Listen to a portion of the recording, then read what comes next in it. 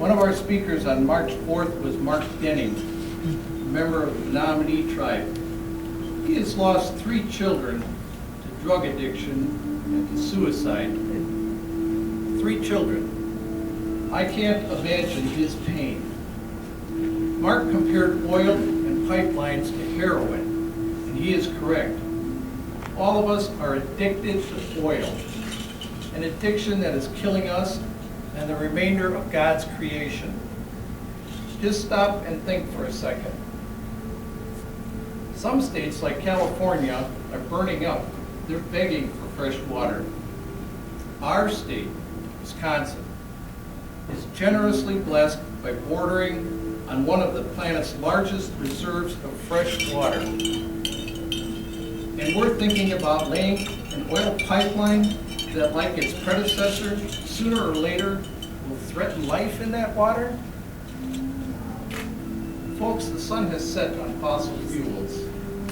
This is not the 1950s. We must turn to renewable energy sources like the sun. A week ago, across from the solar array south of the Racine City Hall Annex, we heard a series of speakers explain one pathway toward beating our addiction to oil. It was refreshing to hear Mayor Corey Mason speak to the city's commitment to solar power. We also listened to a man who bought an electric car with his wife and liked it so much that they bought another one. We heard the passion and the voices of 2 Carthage College students who have started their own solar group buy so more people in southeastern Wisconsin can erect solar arrays on their homes and businesses despite the foot dragging of we energies. Today, we will hear from some more dedicated, passionate people, including Menominee Tribal Legislator Rachel Fernandez and State Representative Greta Neubauer. Is Rachel here? Not yet. Not yet, okay. I understand she's got some traffic problems in Milwaukee. But I also am privileged to tell you that we will have Native American dancers perform a healing dance for us. We are so fortunate to have them here because our broken world is in desperate need of healing. Following their gift of dance, we will hear from Rachel. She will address a topic that regrettably does not garner the kind of attention that something like war does or that the pandemic does. She will educate us about the ongoing crisis of murdered and missing Indigenous women. Thank you for making the time to be here today, and I would ask that you give a warm welcome to all our speakers.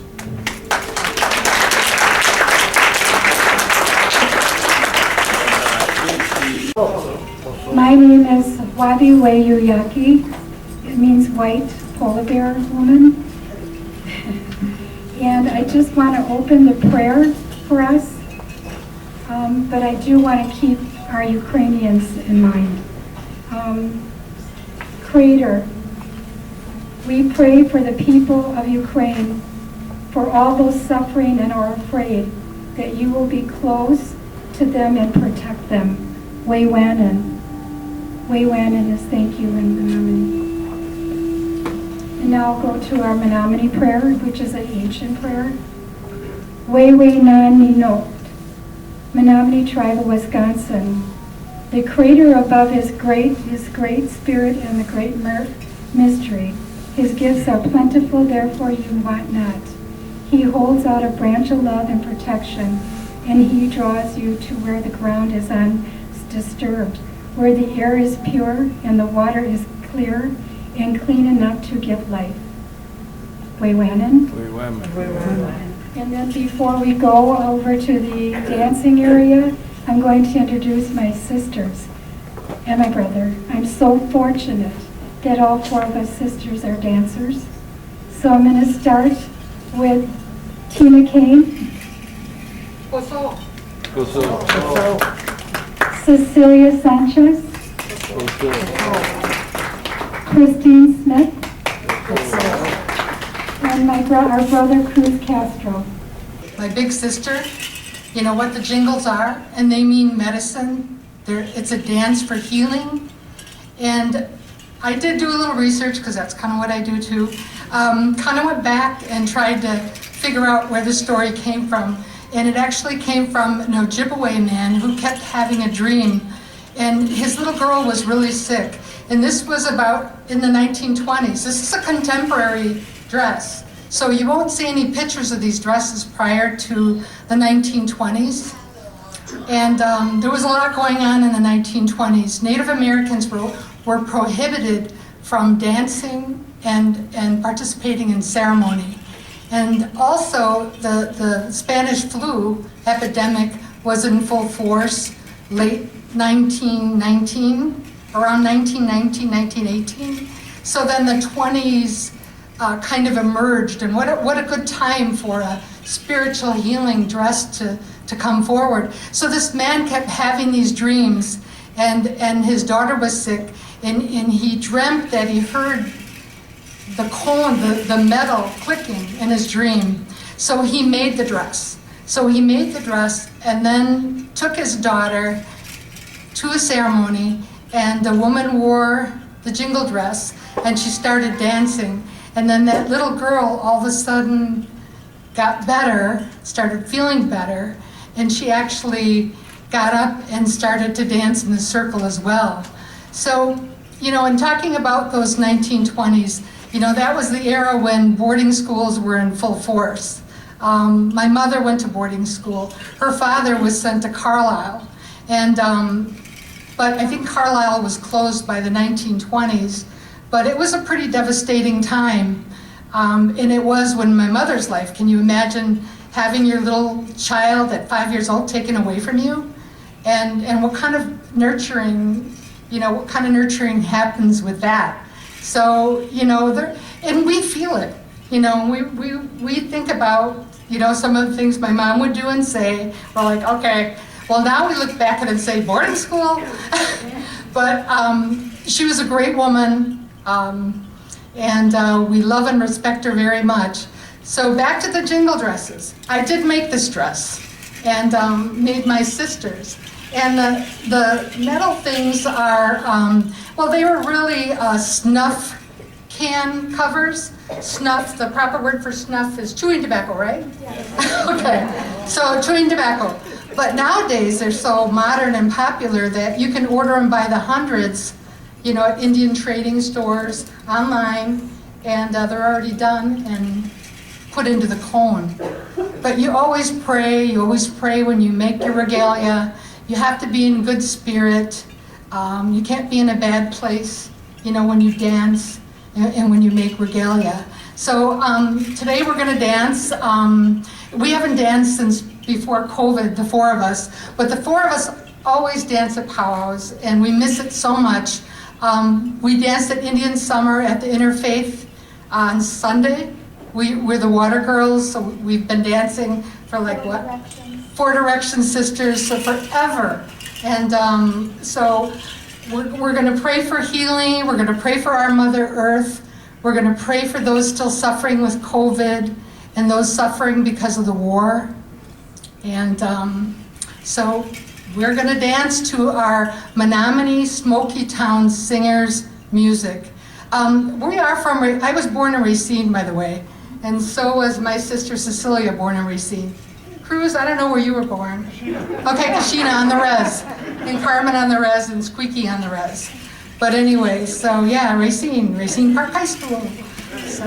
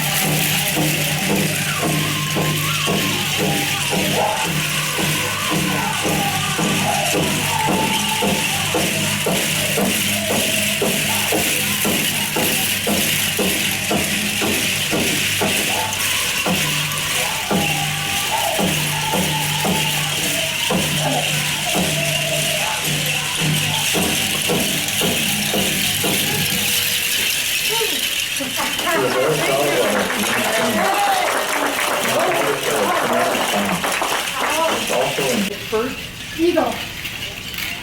The first one is our fan.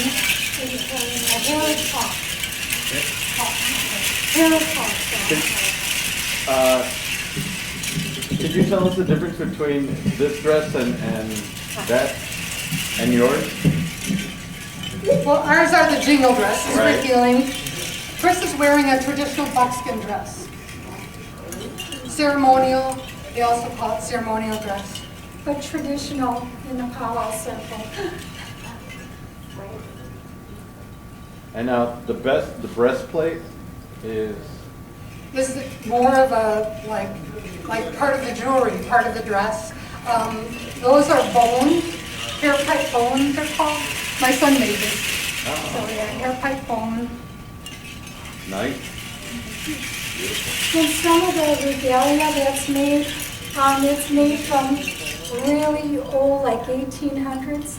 Some of the designs are incorporated into our fashions or designs that we have. Or like I made my moccasins and leggings are elk hide and all beaded. Hi, hi. It took me a year. We pretty much do our own regalia and beaded earrings and Did you have a question? Do you still go once or twice a year up north to the reservation and have a ceremony? Well, because of COVID, there hasn't been any, but there's one on Sunday, and you bet I'm on my way tomorrow. She lives there, he lives there, we also have some land up there, so we are there all the time. Can't get enough of it. yeah. So I know I see that the powwow circuit is now kind of opening up throughout the United States. I see postings of powwows Do coming you have a up. question? Yeah, can you tell us about your dance shoes? Did you decorate them? Moccasins? Like the moccasins, I beaded myself. They're fully beaded. They're more the woodland style of flowers and roses and stuff that grow up on our reservation. The dress my sister Tina made, and I did all the beadwork for it. So. And these moccasins I bought at Kohl's. What a cheater. But I beaded the moccasin tips, so and I put those on. But she just went to a moccasin making class. And my moccasins were gifted from my daughter, and my dress was handmade. And today I'm wearing my boot shoes from Nordstrom. See, I can top that. Mine are so old, I have to hold it with duct tape. We always say when we travel, and go, they call it the powwow trail. Everybody, whenever there's a powwow, everyone gets together and they follow. Who's got the duct tape? Who's got the duct tape? The number one tool. Yeah, I just want to share with you a little bit about the powwow circle and really what happens when dancers get there. Usually we're gifted tobacco, which is one of the 4 medicines, and then we pray with it. If you do have the eagle feather fan, you can place the tobacco on it and brush it and it'll go on the floor on the ground. But when the dancers enter the circle and spectators are out there, we dance medicine. Not just the medicine dancers, but all that enter the powwow circle are dancing for you. Especially for ones that can't dance, they're sick, handicapped, whatever the issue may be, they are praying for you. So you know that's what goes on inside that circle. Some people are hesitant to say, can I go in a circle, or, but they'll let you know when you can come in there that circle, and you can get a healing while you're in there. But a lot of people, some people, they don't know that. So they get everything. Well, I thank you from the bottom of my heart, because Racine needs a lot of healing. Yes, healing all Pray over for the us, world. heal us, and help us. Yes. Yes, I sure yes. So good to see you four together again. You guys made my weekend. Thank you, Tony. Thank you, Tony.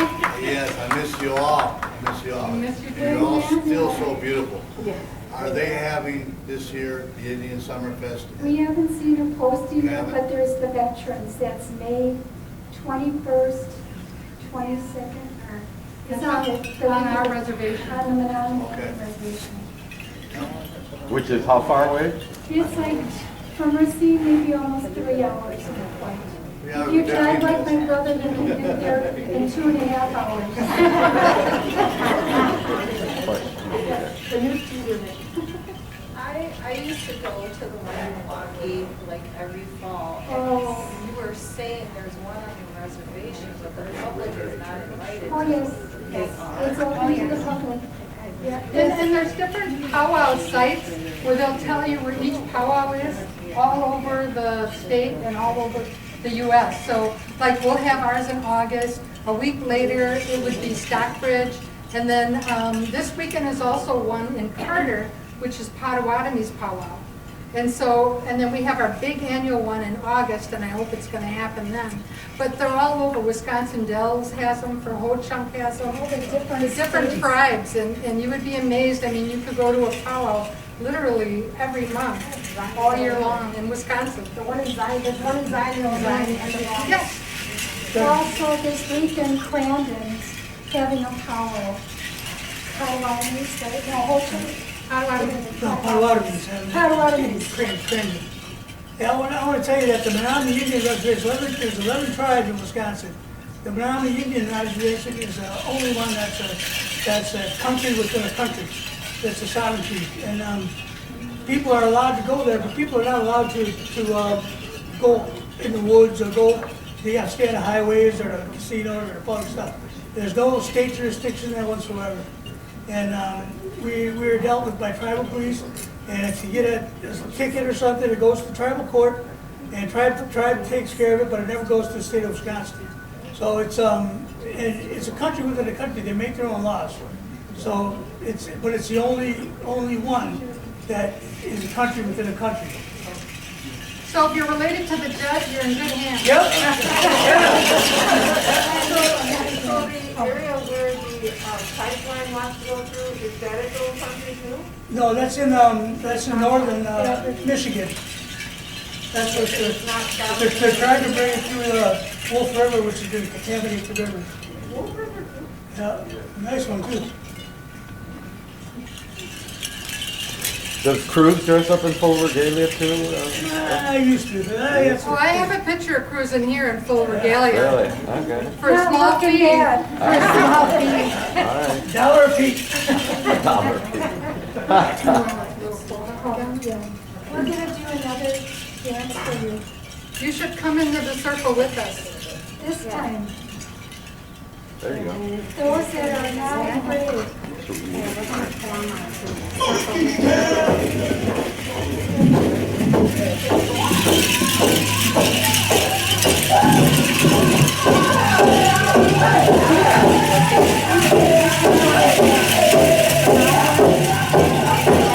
Sorry, round dance.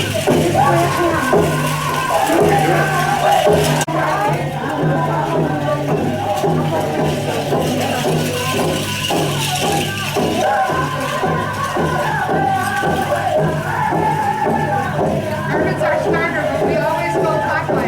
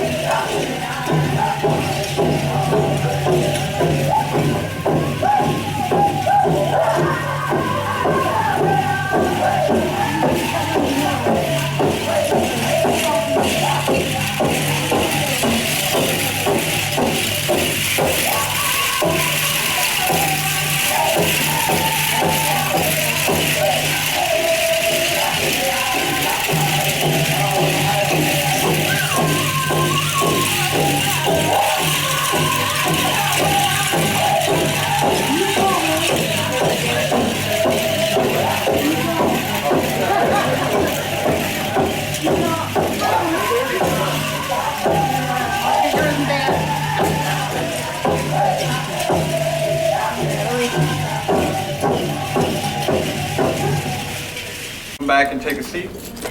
We'll continue. Again, thank you everyone for being here. My name is Jose Palacios.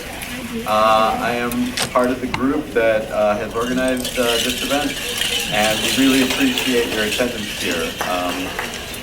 Especially a very big special thanks to my friends, the Castro sisters, who are now a larger family, who have been willing to come over here to dance for us. But right now, I would like to issue an apology for our featured speaker, Rachel Fernandez. Unfortunately, Rachel encountered some difficulty in Milwaukee with traffic, and she said she may not be able to make it, so we're still hoping and that she will show up. Meanwhile, we're going to continue with our presentation and see if she will show up and appear and speak after all. You will be receiving some information about the missing and indigenous women and through Greta Neubauer, as well as through Dr. I want to say Christine Kane. Sorry, I have to get used to her doctor title again. I'm so used to you calling her Tina. So, we will continue then. I would like to introduce our state representative for the 66th Assembly District, our very own Greta Neubauer, who graduated from our Prairie School here in Racine. She was a former legislative aide to the state representative Corey Mason at one time, and also has served on various committees and has chaired some various organizations. So many of you know her, you're familiar with her, so I won't prolong it. I will just let her speak. Thank you, Greta, for being here.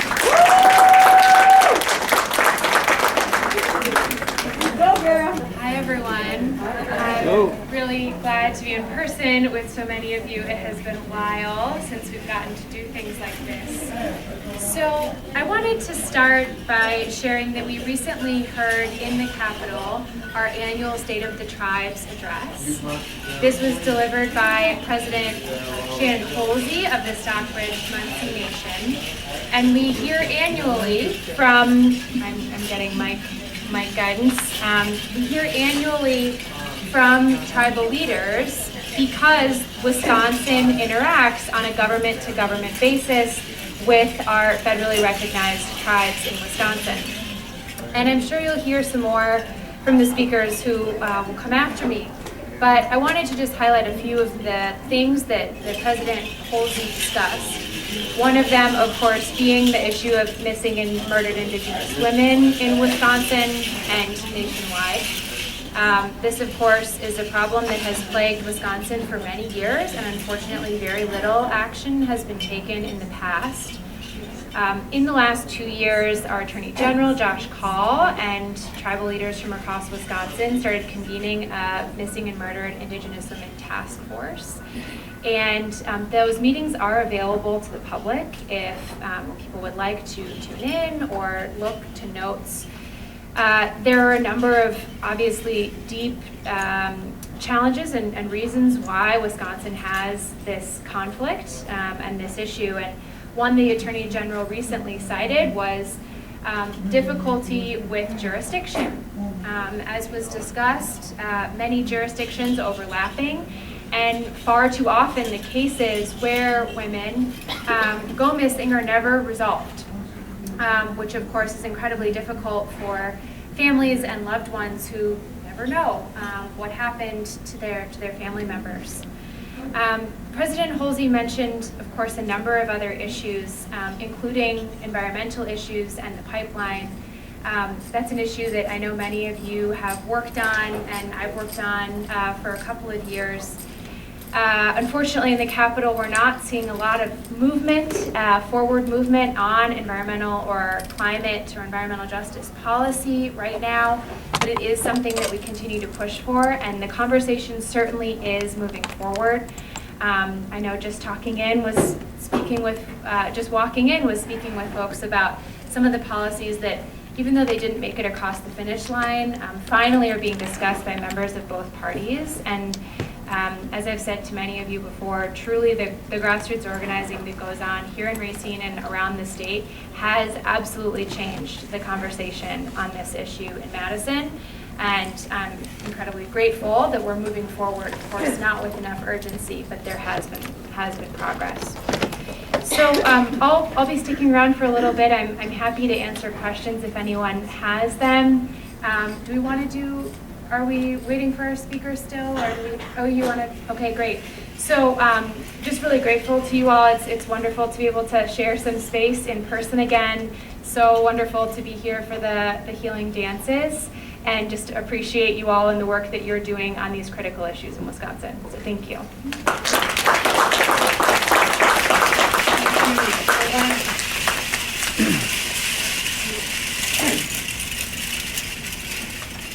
Luann Katanen, thank you very much. I just want to thank you also for your efforts in protecting our Mother Earth. You know, the land is not ours. We don't own the land owns us. And I've been taking Menominee language classes for the last 5 weeks. Rachel's in my class. And we've learned that, like, if you point to a chair, it's Anoha Tutipikan. Anoha Tutipikan, point to a chair, right? And then if you go Anohen Maktik, tree is Maktik, you say Anohen as if it were a him or a her, a living thing. So the respect is throughout the language. We're not only learning the language, but we're learning the culture and where things come from. And I also saw that they were throwing the ball, wakto, but they called it, they referred to it as a living thing, and I'm like, oh wow, how could a ball be living, right?